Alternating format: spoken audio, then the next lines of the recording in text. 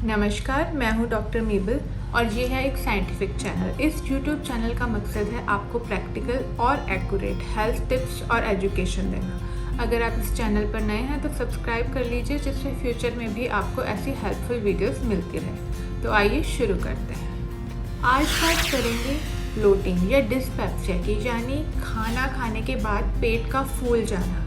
अब पहला सवाल ये आता है कि पेट फूला हुआ है, वो गैस की वजह से फूला हुआ है या मोटापे की वजह से फूला हुआ है, ये कैसे पता चलेगा?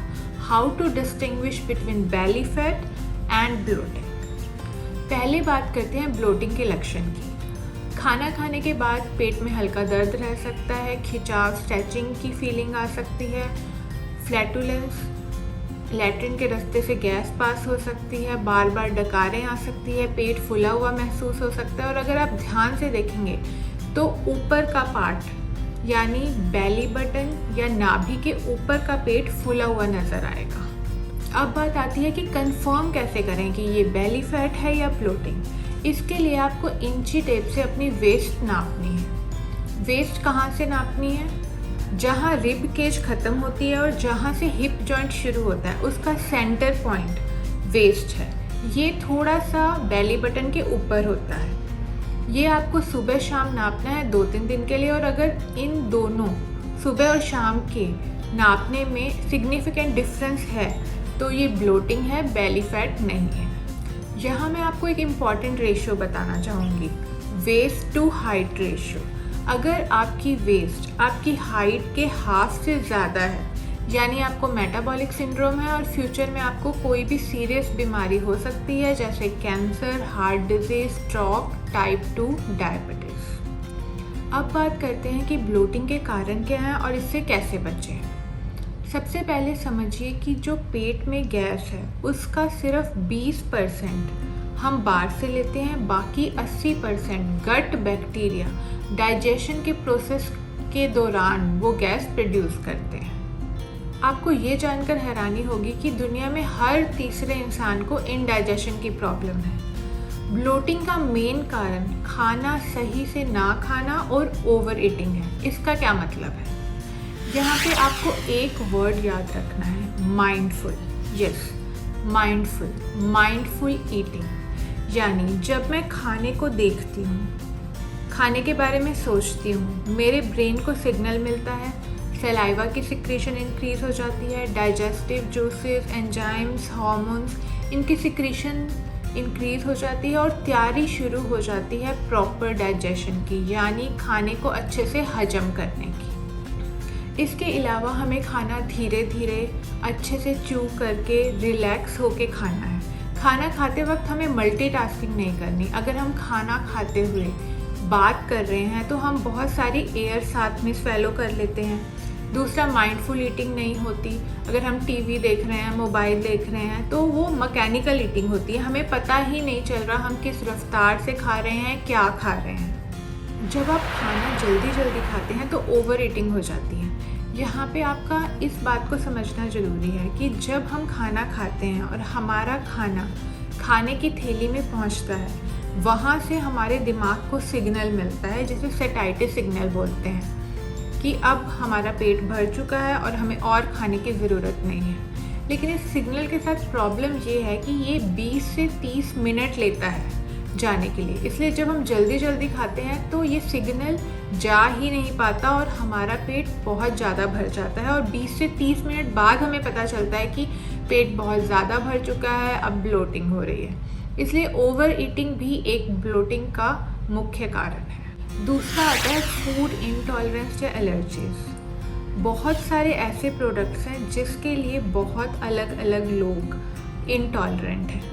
हमें पता ही नहीं होता कि हम किस चीज़ से इंटॉलरेंट हैं। वो चीज़ जब हम खाते हैं तो हम प्रॉपरली उसको डाइजेस्ट नहीं कर पाते, इनडाइजेशन के कारण पेट फूलने लगता है और ब्लोटिंग की समस्या आ जाती है। उनमें से कुछ कॉमन चीज़ें हैं लैक्टोज। बहुत सारे लोग दूध और दूध से बने हुए प्रोडक्ट से इंटॉलरेंट होते हैं। इसके अलावा फ्रक्टोज वो शुगर है जो सभी फ्रूट्स में होती है। कुछ लोगों को फल खाने के बाद ब्लोटिंग शुरू हो जाती है। अगला है ग्लूटेन। ग्लूटेन गेहूं में मिलती है। कुछ लोगों को अंडे के प्रोटीन से एलर्जी होती है, उसके लिए वो इनटॉलरेंट होते हैं। इसके अलावा कुछ लोग शुगर अल्कोहल से इनटॉलरेंट होते हैं। शुगर अल्कोहल वो स्वीटनर होते हैं जो शुगर फ्री चीज़ों में पाए जाते हैं, जैसे सॉर्बिटोल, ज़ाइलिटोल, मैल्टिटोल। ये च्युइंगम में भी पाए जाते हैं। च्युइंगम के साथ दो प्रॉब्लम है। एक तो जब हम उसे खाते हैं तो उसके साथ काफ़ी सारी एयर हम स्वेलो कर लेते हैं, और दूसरा इसमें शुगर अल्कोहल है, तो इसलिए च्युइंगम भी बहुत सारे लोगों में ब्लोटिंग कॉज करता है। आपको खुद ही पहचानना होगा कि क्या खाने के बाद आपको ज़्यादा गैस बनती है, ज़्यादा ब्लोटिंग होती है। उस चीज़ को कुछ दिनों के लिए छोड़ दीजिए। अगर डाइजेशन इम्प्रूव होता है तो उसको आपको अपनी डाइट से एलिमिनेट कर देना चाहिए। अगला आता है high fibre food. High fibre foods हमारी सेहत के लिए बहुत अच्छे हैं, हमें बहुत सारी बीमारियों से बचाते हैं, इवन कुछ कैंसर से भी। लेकिन कुछ लोग इसको अच्छे से डाइजेस्ट नहीं कर पाते, गैस ज़्यादा बनने लगती है और ब्लोटिंग हो जाती है। हाई फाइबर फूड्स में दो सेट होते हैं जो ब्लोटिंग कॉज करते हैं। पहले में आता है बीन्स और लेंटिल्स, जैसे राजमा, लोबिया, अरहर की दाल। दूसरा सेट में आते हैं वेजिटेबल्स, जैसे केल, गोभी यानी ब्रोकली, कैबेज, कॉलीफ्लावर। इन सब्जियों में होता है कार्बोहाइड्रेट रेफिनेज। हमारे डाइजेस्टिव सिस्टम में वो एंजाइम नहीं है जो इस कार्बोहाइड्रेट को डाइजेस्ट कर सके, इसलिए गट बैक्टीरिया इसको फर्मेंट करना शुरू करते हैं। कुछ लोगों में बहुत कम, कुछ लोगों में ज़्यादा गैस प्रोड्यूस होती है।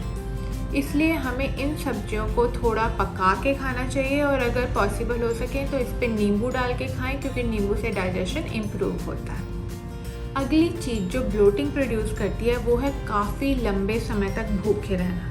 अगर 2 मील्स के बीच में गैप लंबा है तो उस टाइम में गट बैक्टीरिया गैस प्रोड्यूस करने लग जाते हैं। साइंटिफिकली अच्छी गट हेल्थ के लिए हमें शॉर्ट इंटरवल में कुछ थोड़ा थोड़ा खाते रहना चाहिए, जैसे कुछ फ्रूट्स ले लिए, सीड्स ले लिया, नट्स ले लिए।